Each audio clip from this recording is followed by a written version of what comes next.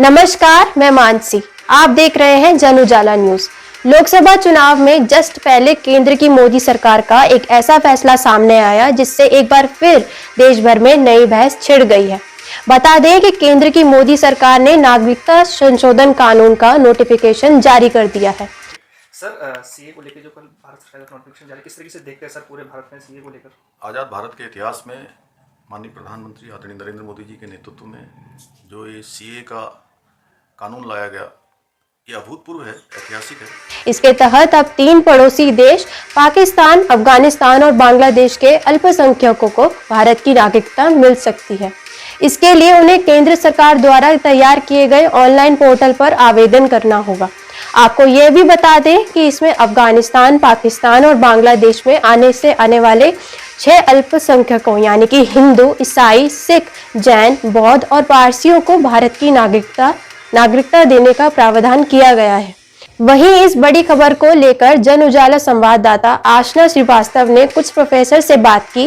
देखिए हमारी ये खास रिपोर्ट। नमस्कार, जन उजाला न्यूज़ से मैं आशना और आज हम मौजूद हैं डीबीएस कॉलेज केमिस्ट्री डिपार्टमेंट में। आज हमारे साथ हैं प्रोफेसर अजय श्रीवास्तव सर। तो आइए जानते हैं सर, तो जैसे अभी आपको पता है कि अभी सरकार ने सीए कानून लागू किया, तो उस पर आपकी क्या राय है?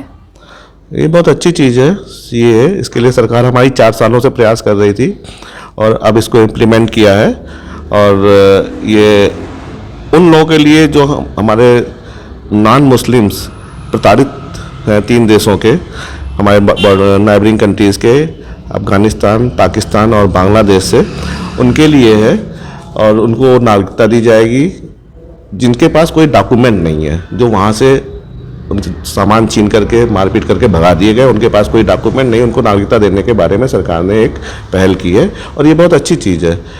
और इस पर किसी को भी ऐतराज़ नहीं होना चाहिए, क्योंकि किसी की नागरिकता छीनने की बात नहीं की जा रही है। जब नागरिकता छीनने की बात नहीं हो रही तो इस पर ऐतराज़ क्यों उठाया जा रहा, मैं ये नहीं समझ पा रहा। हाँ, कुछ लोग इस पर भ्रम की स्थिति पैदा कर रहे हैं कि मुस्लिम्स को बाहर कर दिया जाएगा, ये ऐसा किया जाएगा, वैसा किया। ऐसा तो सरकार के किसी भी उस पर प्रावधान नहीं किया गया, कहीं पे भी ऐसा कोई प्रावधान नहीं है कि किसी को बाहर कर दिया जाएगा। फिर भी इस पे लेकर आज ओवैसी का स्टेटमेंट देख के बहुत दुख हुआ कि मुसलमानों के लिए सड़क पर उतरने का समय आ गया है। ऐसा उनको नहीं कहना चाहिए जिम्मेदार राजनीतिज्ञ को, लेकिन फिर भी ये हमारे देश का दुर्भाग्य है। और लेकिन ये सरकार की बहुत अच्छी पहल है, इसको फोर्सफुली लागू करना चाहिए, बिल्कुल उसी तरह जैसे बच्चे के भविष्य के लिए उसके माँ बाप उसको डांटते भी हैं, कभी कभी एक आध झापड़ भी लगा देते हैं, लेकिन उसी तरह देश के सुधार के लिए, देश के भले के लिए इसको लागू करने की बहुत सख्त ज़रूरत है। तो सर, जैसे आपने कहा कि इस कानून को फोर्सफुली लागू करना चाहिए, लेकिन जो भारत के लोग हैं इस कानून को लेके वो काफ़ी, अभी आपने बताया कि नेगेटिव वे में देख रहे हैं, तो कोई इसका पॉजिटिव भी है सर, कोई एस्पेक्ट? इसमें निगेटिव एस्पेक्ट कुछ ऐसा है ही नहीं। रही बात आपने ये कहा पॉजिटिव एस्पेक्ट क्या है, इसमें पॉजिटिव एस्पेक्ट बहुत सारे हैं। जो नॉन मुस्लिम्स प्रताड़ित किए गए उनके बारे में कभी किसी सरकार ने, कभी किसी ने सोचा ही नहीं, खाली बातें ही होती रही, है ना।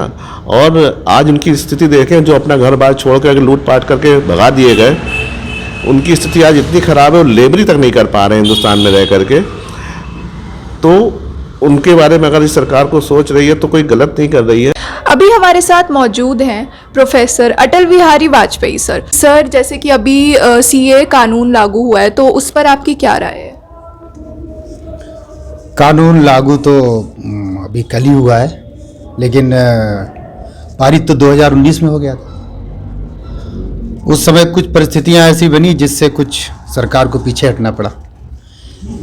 अब लागू हुआ तो अच्छी चीज़ है कि उसके लागू होने से काफ़ी फ़र्क पड़ेगा हमारे बहुत से ऐसे नागरिकों पर जो अभी तक अपनी यूति होगी कि वो अपना जो लीगल जो डॉक्यूमेंट्स उनके जो होने चाहिए थे वो उनके पास थे नहीं। और सरकार ने इसमें एक्चुअल में कोई नया तो इसको लागू नहीं किया, वो 1955 का इसमें अमेंडमेंट है। और उस अमेंडमेंट में उन्होंने जो सिस्टम उसमें दिया है, उस सिस्टम के अकॉर्डिंग तो ये है कि जो हमारे अफगानिस्तान है या बांग्लादेश है या पाकिस्तान से जो हमारे हिंदू हैं या सिख हैं, बुद्धिस्ट हैं, क्रिश्चियंस हैं, पारसी हैं, तो इनको वो नागरिकता मिल जाएगी जो 2014 से पहले हमारे कंट्री में आ गए थे। तो ये तो अच्छी चीज़ है। तो सर जैसे अभी आपने बोला कि कुछ परिस्थितियां ऐसी हो गई थी कि सरकारी कानून उस समय लागू नहीं कर पाई, तो उसके बारे में कुछ बताइए। वो परिस्थितियां क्रिएट की गई थी, जो उत्पन्न की गई थी कुछ राजनीतिक दलों के द्वारा।